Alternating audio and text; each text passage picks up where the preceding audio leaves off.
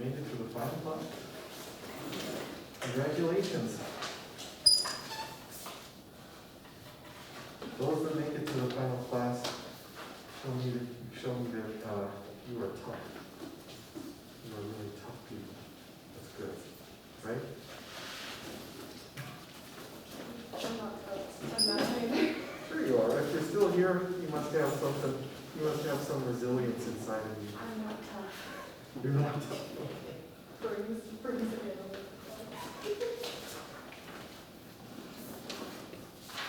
This is a great book. No. I'm not either. Never. I'm a baby.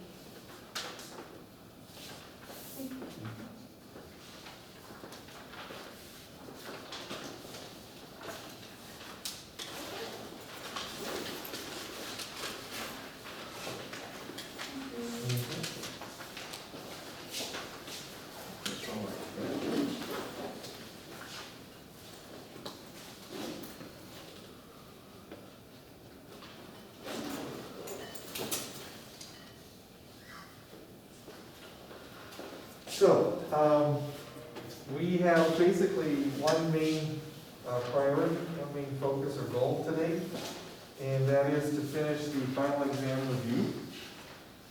Once again, the final exam for this class is Tuesday next week.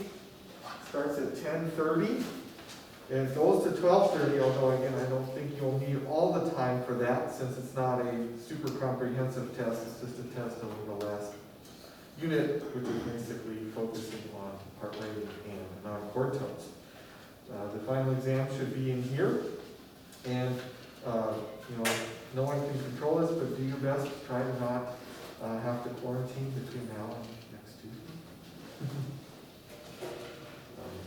All right, so go ahead and take out the final exam review if you don't have it out already. And I know I covered everything on the first page. And I covered a little bit about the non-chord tones. I think what I'll do is I'll start working on the back side of the first page where you have some of the shorter part rating examples.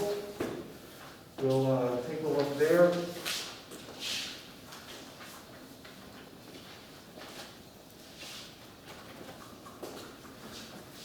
Okay, good. All right, let's take a look at the first part rating example on the back side of the front page. Obviously your soprano can be different than mine. Let's see, what did I give you? Did I give you I didn't give you anything actually except for the Roman numerals top. So I wanted you to add a key signature to these examples first. Then I wanted you to write the bass voice based on the Roman numerals. Then I wanted you to write the soprano voice so that you didn't create any parallel fifths or octaves with the bass. And you wanted to keep in mind your doubling rule. And then finally, I wanted you to add the inner voices. So this might be one way to complete the first part rating example in E major. You've got a 1, 4, and 5 chord. They're all in root position. So the bass you'll need will be E, and then A, and then B. That's a given. I found a way to voice it so that the upper voices, none of them had to leap at all. Well, no, I take that back. I guess the tenor had to leap from the 4 chord going to the 5 chord. But again, you're striving for smooth motion in the upper voices, that is, no motion at all, stepwise motion as you go from one chord to the next, or maybe small leap to the third. In all of these chords, you want to have the bass doubled, because you're done with your standard root position triads, no exceptions needed. So you want to double the bass or the root. One other thing I do want to mention about this example, notice how you're going from 4 to 5 in root position. That goes back to when we talked about on a part right 2 root position chords, these roots are a second apart. Do you remember what was the normal, the standard regular guideline? In other words, it's not 5 to 6. It's just a regular 4 to 5 root motion by second. The guideline was to move all three of the top upper voices, that is, in contrary motion to the bass. Do you remember that one? Yeah. I was just going to ask if spacing between your tenor and your alto is more than an octave in all three of those chords. Yeah, so you might want to switch them around, maybe. Yeah, make sure your spacing is not out of line or out of whack either. The soprano and the alto always have to be an octave or less apart, and the alto and tenor always have to be an octave or less apart. So I followed the guideline. I did take my top three voices and I moved them down, which is in contrary motion to the bass here. Because the bass is going up for the last two chords, so my top three voices go down to the nearest chord tone, the 5 chord.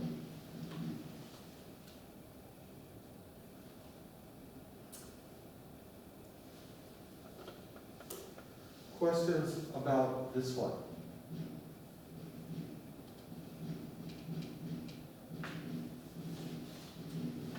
Okay. Moving right along then to the next one. Well, I don't know if I should go across or if I should go down. Maybe I'll go across. Notice that this progression contains a 5 going to a 6. Did you catch that? Again, be on the lookout for that somewhere on the final exam. It's bound to be there somewhere. When I part right from 5 to 6, I need to make sure that I double the third of the 6th chord. My 6th chord is an A flat, C, E flat triad. So I want to double the C, not the A flat. The best way to do that is to take 2 of the voices of the 5 chord and go up. 2 of the voices of the 5 chord will go down into the 6th chord. And in that process, you'll end up with the proper doubling, the right doubling that you need in the 6th chord. Did you remember to put a natural on the B in your 5 chord? That's another thing. All these little things. You know, they don't really count worth a lot of points, but you know, if you miss like, 10 or more little things, it starts to add up. It starts to add up a little bit. So, yeah. I don't know if this will help anybody, but like I kept forgetting to raise the 7th, and so the way I remember to do it now is if I see a minor key, I count up to the 7th, and then I write the name of the letter on the side. Yeah. So then when I see it. No, that sounds like a good idea. When I teach in my Aural Skills 3 and Aural Skills 4 classes, when they have to dictate a melody or a harmonic dictation that's in minor, I tell them to write the pitch letter name of scale degree 7, raised T. I tell them to write that in the margin so that they don't forget. Hopefully that'll help them remember. So it's very similar, yeah. So if you ever see a minor key, yeah, if you want to write the name or the pitch letter name of scale degree 7, which in C minor the case is B, it's B natural, right? That's scale degree 7. If you want to write that somewhere nearby to help you remember to naturalize or raise that specific tendency tone, yeah, I'm all for that. Anything that helps. Anything that helps. So anyways, in this case, the bass needs to be C, G, and A flat. Okay? You have to, because they're over position, it has to be C, G, and A flat. I have my leading tone of the key, scale degree 7 is B natural. I have it in an outer voice, so I definitely have to take it up. But you know, when you go from 5 to 6, regardless of whether or not your 7th scale degree is in an outer voice or not, it should really go up by half step because you want to double this pitch that it goes to anyways. You want to double the C.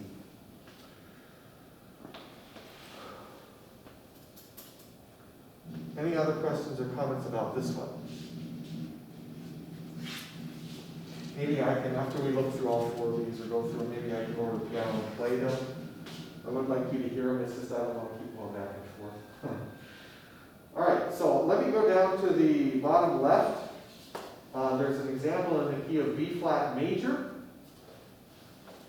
And 2 of the triads here are in first inversion. These 2 triads have different doubling rules.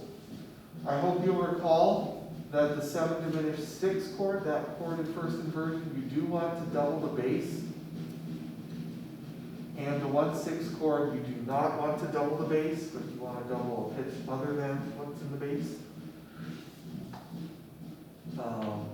So your bass line, your bass line needs to be B flat, C, and D. based on the Roman numerals. And I'm trying to think, did I have to make any of my upper voices leap?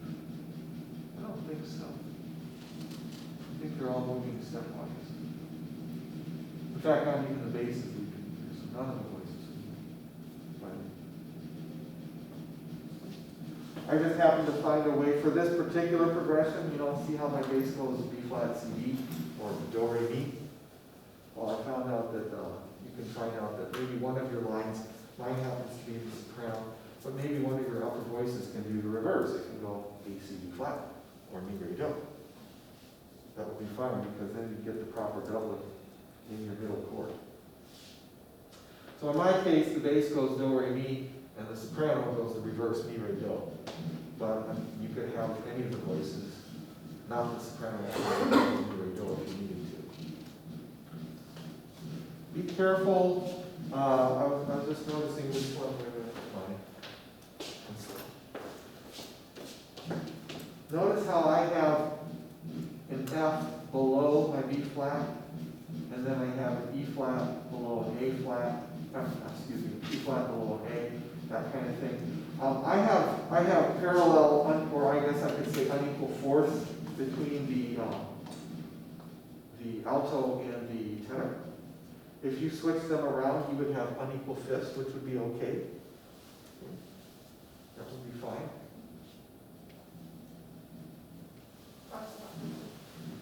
Ignore this one, but I'm wondering if you You definitely have good doubling spacing later. Yeah.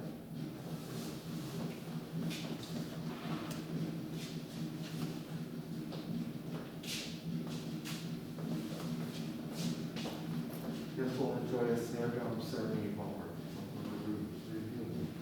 The last one that we have in this case is in D minor, 2 diminished 6, 5, 1. So your bass needs to be G, A, and D.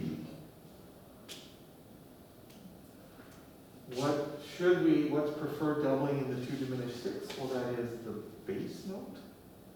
So I actually have 2 G's in my 2 chord. I also want to double the bass in both the root position 5 and the root position 1. So I want to double the root there. Once again, we're in a minor key with a 5 chord in the progression, so you have to raise the leading tone. Scale degree 7 requires an accidental. In this case, you need to have a sharp on your C, wherever your C is, whatever voice. It needs to be C sharp. Mine happens to be in an outer voice, so my C sharp definitely needs to go up by half step to Do or D, the final chord. If you put your C sharp in an inner voice, I guess technically it wouldn't have to go to D, but if you put it in a soprano voice, it has to go up a half step to D. Can I go up? Yes, it can. I think it has the option. Yeah, sorry, I just wanted to check to see if these were, I'm looking at these right here, that looks good.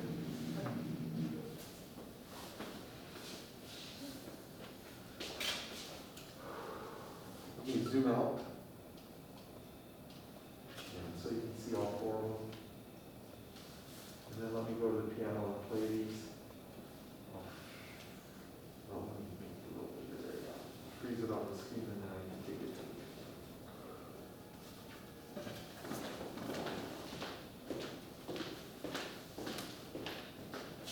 Right, so the first example in E major, going to sound something like this.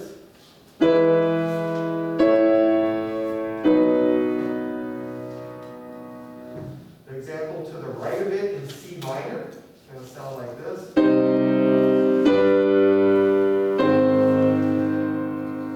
Deceptive resolution of the 5 chord. Down in the lower left, the B flat major example would sound like this.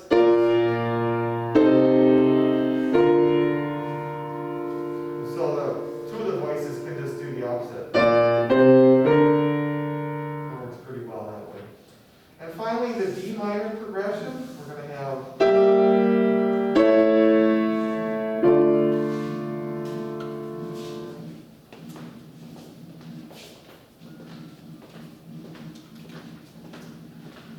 Okay, the next part writing example is the one that requires a little bit more work, a little bit more thought to it.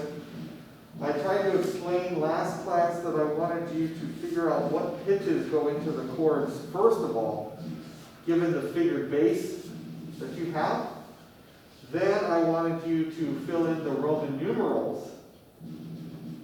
And then, and only after that, did I want you to kind of put in a soprano line and then maybe some inner voices to get the part writing. But again, I don't think the part writing is going to go too well unless you have the Roman numerals, because we do base a lot of our doubling rules for the chords in part writing off of the Roman numerals and the bass positions that the chords, various chords are in. Now again, because I didn't give you a soprano, did I? No. So your soprano does not have to look like mine, but some things that you definitely want to pay attention to in your part writing. Okay, first of all, we're in a minor key. Did you, let's see, oh, here it is. So, well, I guess you got the figured bass. Did you remember to put a sharp on your F in the second to last chord? That's one thing. Did you get these Roman numerals? I hope. 1, 5, 6, 1. Then minor 4, 6, 2 diminished 6, capital 5, and 1. Then based off of those Roman numerals, the 5, 6 chord, I did not double the bass, because that's T, or scale degree 7 of the key. You don't want two F sharps in your chord. In fact, you don't want an F sharp and then an F natural either. That would sound pretty wolfy. So the minor 4, 6, again, I tried to avoid doubling the bass. I only have the one E flat in the bass of the 4, 6 chord. I doubled another chord tone or another pitch there. The 2 diminished 6, you do want to double the bass, and so I ended up getting 2 C's in that chord. And what else? I ended up putting the leading tone of this 5 chord. I have the leading tone in an outer voice, an exposed voice, so it has to go up by half step to G. Yes. When writing music, based on your preference, like would you always put it in the outer voice so you know what note it goes to next, or would you put it in the inner voice so you have the option to put it wherever you want? In my experience, I think just based on the soprano that I've written, that's going to cause certain inner voices to appear or materialize. It's going to give me the reason for my choices for the inner voices. And I think it's just that I think you can put it in an inner voice or an outer voice. It just happens to be where you're coming from and what note is closest, that kind of thing. I don't know. I mean, it's sometimes nice to hear the T or the leading tone of the scale in an outer voice, but it certainly doesn't have to be by any means. So I think it just kind of depends on how I set up my soprano first, and then where I am coming from in my inner voices, and that ends up determining where the scale degree 7 or T ends up in my 5 chord. Yeah. On the last 2 chords, I put the S in the tenor, the D in the alto, and the A in the soprano. Okay. And then the second, or the last chord, I did a G in the tenor, a D in the alto, and a B in the soprano. Mhm. Yeah, that sounds right. Nothing says that you have to, nothing says, for instance, that you have to have, nothing says that you have to have a G in the soprano over the final chord. So yeah, that sounds, from what you were telling me, sounds like your D in the alto would just remain static. The F sharp went up to a G in the tenor, and the A, which you have in the soprano, would go up to a B. That sounds like that was right. Good. See, is there anything else I'm forgetting? We already reviewed last class what it means when there's a slash through a figure, right? Yeah, we can talk about that. Okay, let me play this one at the keyboard. In the key minor.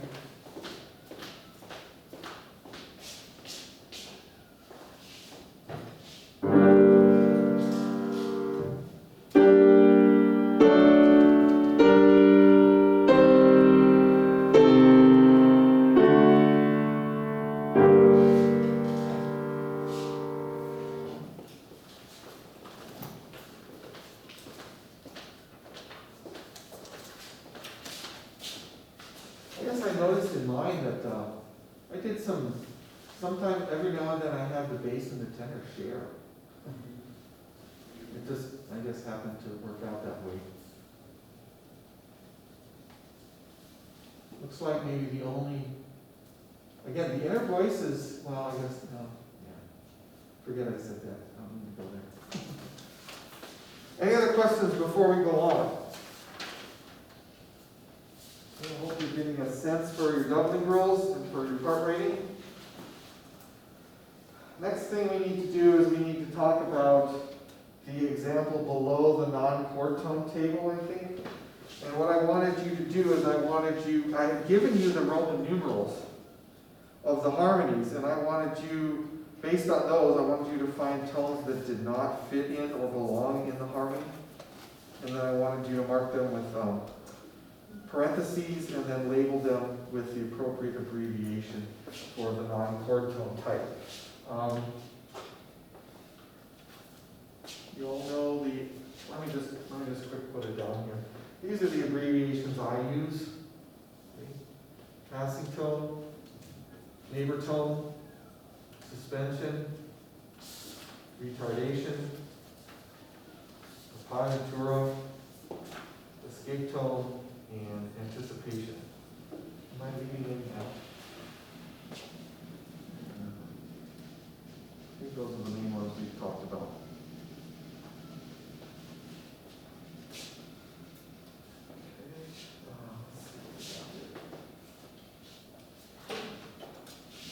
Where did this one be on mine?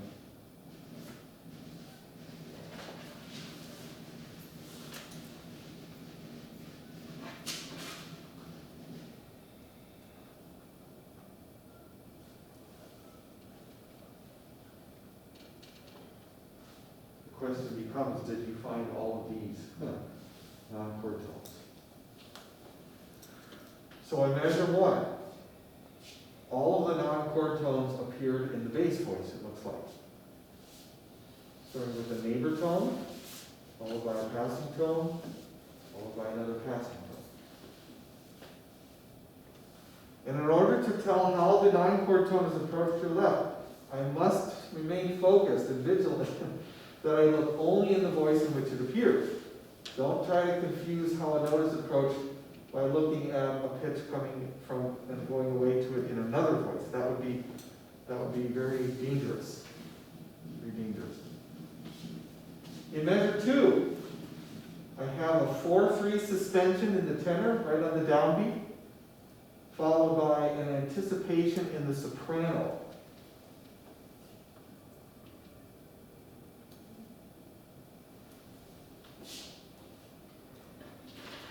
In the measure three, looks like the majority of my non-chord tones there are in the soprano voice. So I have an escape tone on beat 1, an appoggiatura on beat 3, and a passing tone on beat 4 in the soprano. Then in the second to last measure, I have a 2/3 suspension in the bass, an anticipation in the soprano, and you might be looking at my 7/6 suspension in the soprano, and you might be thinking, what on earth is that?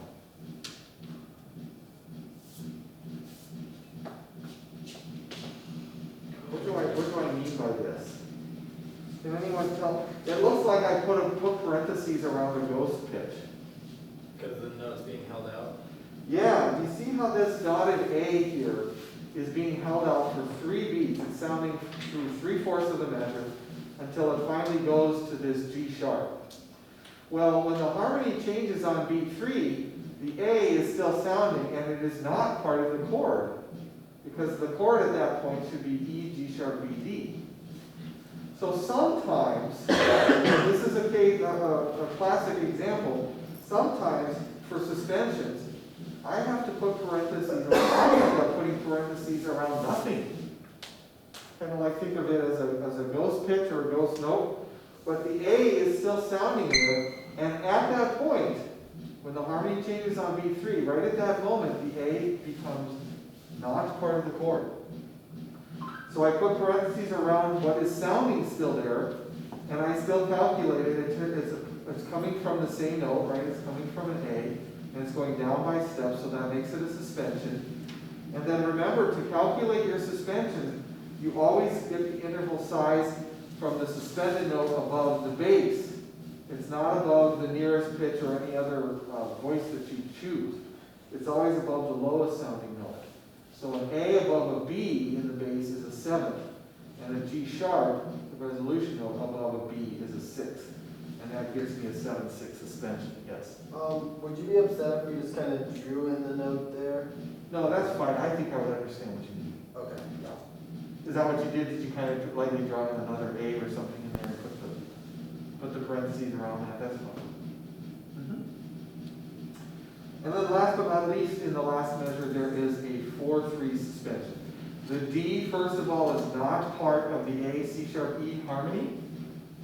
So I can see that it's approached by the same note. You see the alto has a D in the prior measure, and it's left by a step down. That makes it a suspension.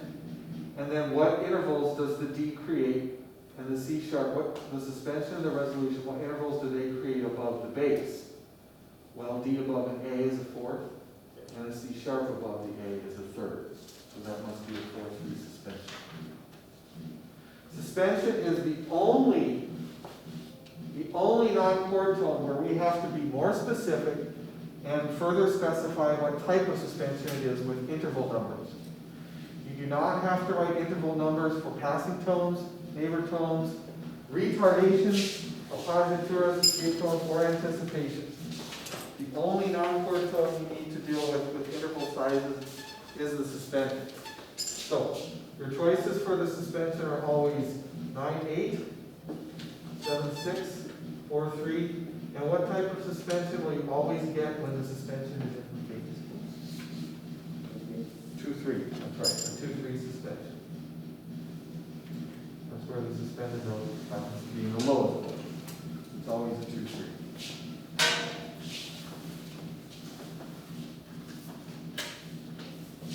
Let's listen to this one.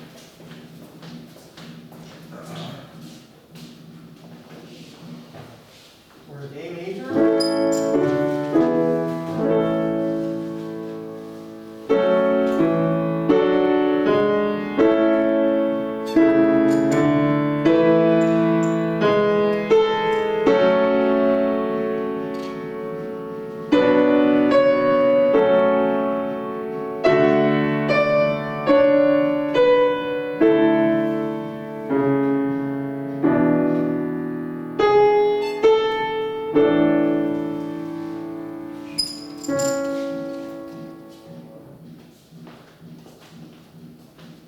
Yeah, I like that chord.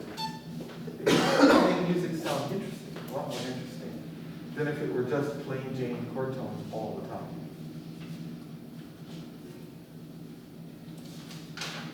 There's one more section to go through.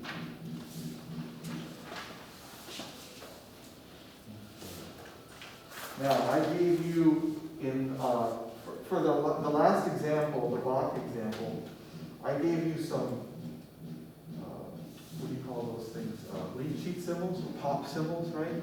So that you could tell what the note, what the chord was supposed to be, what notes were in the chord. And based off of that, hopefully then you could determine what notes did not belong in the chord. Okay? And that was supposed to be just in measures 1 through 6. You had to find some non-chord tones. So let's take a look. Those are the ones that I found. So in the first measure, there is a passing tone in the bass. In the next measure, neighbor tone and passing tone in the bass, but also a passing tone in the alto voice at the end of the second measure. Measure 3, I found 2 passing tones, one in the soprano, one in the alto. These are not part of the harmony at that point. Then in measure 4, I found 2 passing tones consecutive. We talked about that 2 passing tones in a row can be used to fill in the space of a fourth. One is a C in the bass voice and the other is a B flat. The C doesn't fit into the harmony on beat 1, and the B flat does not fit into the harmony on beat 2. And And they're both approached by step and left by step in the same direction. So they're both passive tones. And then I have two suspensions I found them in the alto voice. The first one is a 9/8 suspension. The second one is a 4/3 suspension. And those are the only non-chord tones I found in the first 6 bars. Does anyone have any questions still about how to analyze and specify your suspension? Do you know how to calculate the intervals? To be honest, no. Okay, well, that's fine, that's fine. Okay, well, first of all, we gotta decide, okay, this note is not part of the chord. The chord on the downbeat is B flat, D, F, and C doesn't belong. So then we look to see how it's approached in the same voice. It's approached by the same note or common tone, and it's left by a step down. That makes it a suspension, so we know that much. Now, how do we tell which of these? It's always going to be one of these 4 types of suspension, either 9/8, 7/6, 4/3, or 2/3. And it's only this kind when the suspended note is in the bass. Is the suspended note in the bass here? No, it's in the alto. So it can't be a 2/3. It's got to be one of these. Well, how do we find out which one it is? Let's just calculate an interval quantity or size. How far is C above the bass note, B flat? Well, some of you might think, well, it's a second. Yeah, I would agree. But since we don't have anyone, well, how do I say this? I don't want you to confuse it with this one. C above a B flat is also the same thing as a ninth. You remember when we were talking about compound intervals? A ninth is just like an octave plus a second. Any suspension in the tenor, the soprano, or the alto voice would have to be one of these, where the first number is one larger than the second number. Because the suspended note makes an interval, and then it goes down by step over the same bass note. And that interval will always be one smaller. So because C is a ninth above the bass B flat, and the resolution note B flat is an octave above the bass B flat, then I have to call it a 9/8 suspension. It's always the interval that's created by the suspended note above the bass, and then the resolution note above the same bass. That's how I get those numbers.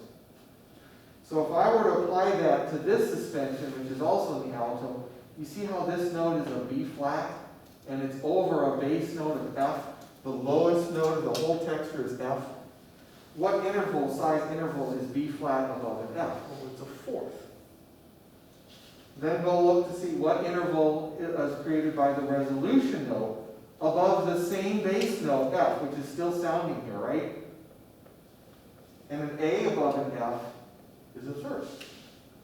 So it must be then, the suspension type must be 4/3. Yeah. Does that clear things up a little bit, I hope? Any other questions about that? Okay. The second system you did not have to analyze any non-chord tones for, although I think I did ask you to analyze the harmonies in E flat major using Roman numerals. I don't know if you can see those from where you are. I hope those are the Roman numerals you got. Capital 1, followed by capital 4/6, capital 1, capital 4, lowercase 6, lowercase 2/7, capital 5/7, and capital 1.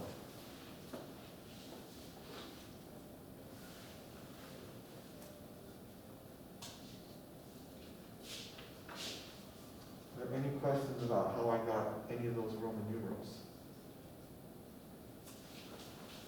Alright, I guess, Mike and I were talking about this earlier, but like, I've just been getting confused when, something's considered a 7th chord or not, because I know 1 7 chords don't exist, but like, Yeah. you know, like, and like, there were a couple instances where there were like 4 or 5 notes within the, Yeah, so it becomes trying to decipher or distinguish between what do I count towards this chord and what doesn't really belong, what should I ignore? And that's always the task of a musician or somebody analyzing is, you always have to make the decision, which notes should I count and include in the chord for my analysis, and which ones should I discard or not include in my analysis. And so, for instance, in this measure here, the D flat, I mean, you could make a chord of E flat, G, B flat, D flat, but then you would end up having some kind of a 1/7, and I'm glad you remember, it's not like they don't exist, they do exist, but we just will never write any 1/7s in this class. So we can just ignore or discard the D flat. In fact, if you wanted to, you could even put parentheses around it. What kind of non-chord tone would it be? A passing tone, that's right, yeah. The next one is A flat, C, and E flat. And a D natural doesn't really fit into that at all, so I'm going to ignore the D natural. I could call that a passing tone also. So really the chord tones I'm looking at, the most important ones I want to analyze are the A flat, C, E flat, and I know that the C is on the bottom. So that puts that 4 chord in first inversion, right? Again, another D flat, that's just a passing tone, because otherwise we'd get a 1/7, and those don't make a lot of sense. Here, boy, there's a lot of passing tones. The bass is B flat as a passing tone. That doesn't match or fit into an A flat, C, E flat chord. This one's at least a little easier, right? You just got 3 notes, C, E flat, G. Here, it looks like we have passing tones in both the soprano and the tenor. But the main chord tones are right on the beat. F, A flat, C, E flat. That is a 7th chord. Can we have 7th chords on scale degree 2? You bet. It's very frequent. Can we have 7th chords on scale degree 5? You bet. That's very common. This one has 4 pitches in it as well. So these two turn out to be 7th chords, and they're both in root position. So all I need to do to indicate that is using the number 7. Right? If they weren't in root position, I would have to use the numbers 6-5, 4-3, or 4-2. Do you remember those? You're trying to block that out, right? Bad memories, right? No. So it's not easy, but I think the more practice you get, the more adept you'll become at deciphering, okay, this note I can disregard because I can explain it away as a neighbor tone, or a passing tone, or some kind of non-chord tone. But the rest of these notes, they do fit. I can stack them in thirds, and so they do fit, and they fit in the key, and I can assign a Roman numeral to them. Yeah. So I don't know if that necessarily helps or gets at your question, but I think by the time, into next semester, you'll be getting even more practice at this kind of thing, and it'll be getting, hopefully, a little bit easier. Yeah. I would like to play this on the keyboard.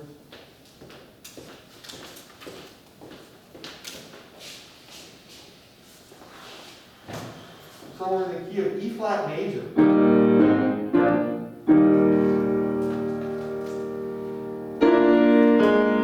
Let's see here.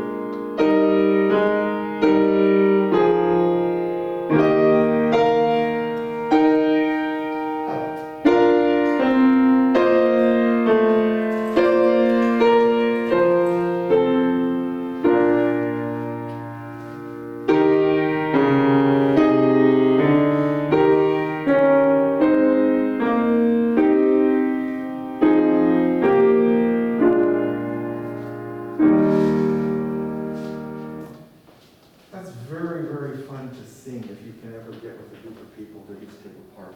It's very, very fun. Because there's just so many nice moving parts in there. Did I forget anything on this review sheet? I sometimes do that and I don't even know. Did I cover everything? Does anyone have any last questions that you can think of before the final exam? Really, anything's fair game. You can ask me when it is, you can ask me where it is, you can ask me, what do I need to know? Is there going to be this on that kind of thing? Yes, no? No, you're good? Okay. Well, I think that concludes everything we need to, then I'll see you guys on Tuesday. Thanks for a good semester.